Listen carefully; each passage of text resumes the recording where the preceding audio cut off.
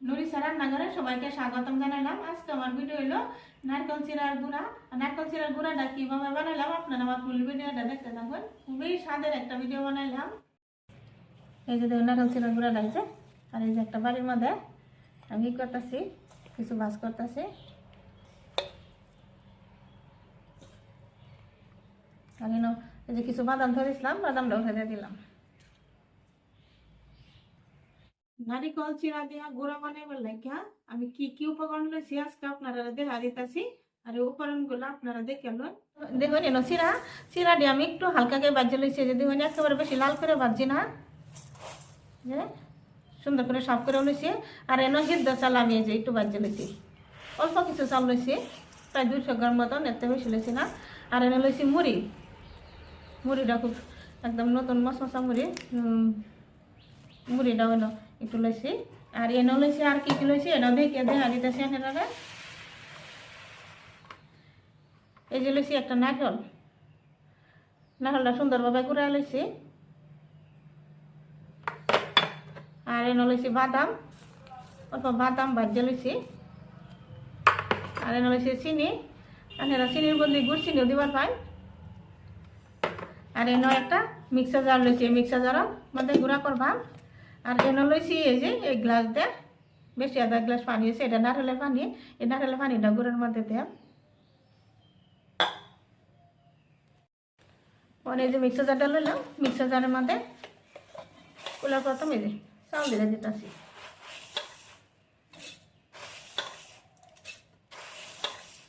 চাউলটি গুঁড়া করে লই আমাকে।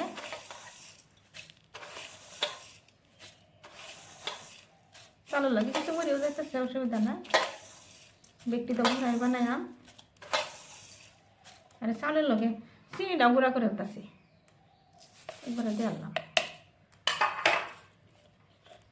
এভাবে চাউলও গুঁড়া করবা, মুড়িও গুঁড়া করবা, চিরাও গুঁড়া করবা। চাউল আর এই যে চিনিটা এই যে মিক্সি গুঁড়া করে লইলাম, যে ডালে দিতেছি। এবারে ডালে দিলাম। ঠিক এইভাবে মানে যে মুড়ি আর এই চিরা দিই এভাবে গুঁড়া করে নিলাম।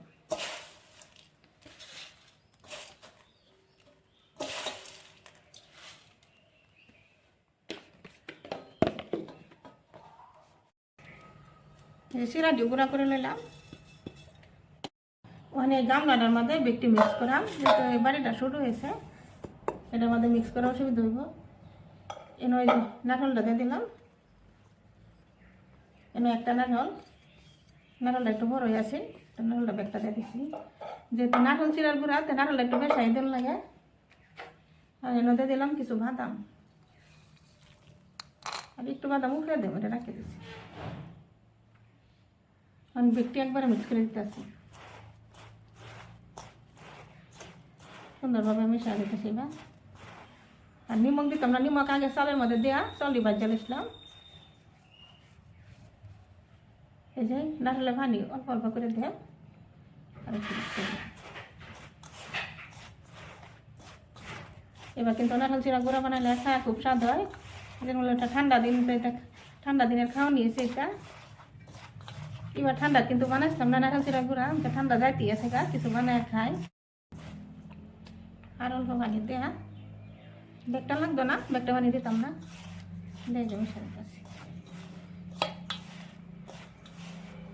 এবার নারকেল চিরা বানাইলে খেলে কিন্তু খুব স্বাদ লাগে। এই যে দেখুন আমার নারকেল চিরা গুঁড়াটা হয়ে গেছে। এই যে মুড়ি দিলে এই একটু মুড়ি বান্ধে এই মতে। যদি নারকেলের পানি না থাকে এক্সট্রা একটু পানি দিবেন, কিন্তু নারকেলের পানিটা দিলে খায় কিন্তু স্বাদ হয় বালা।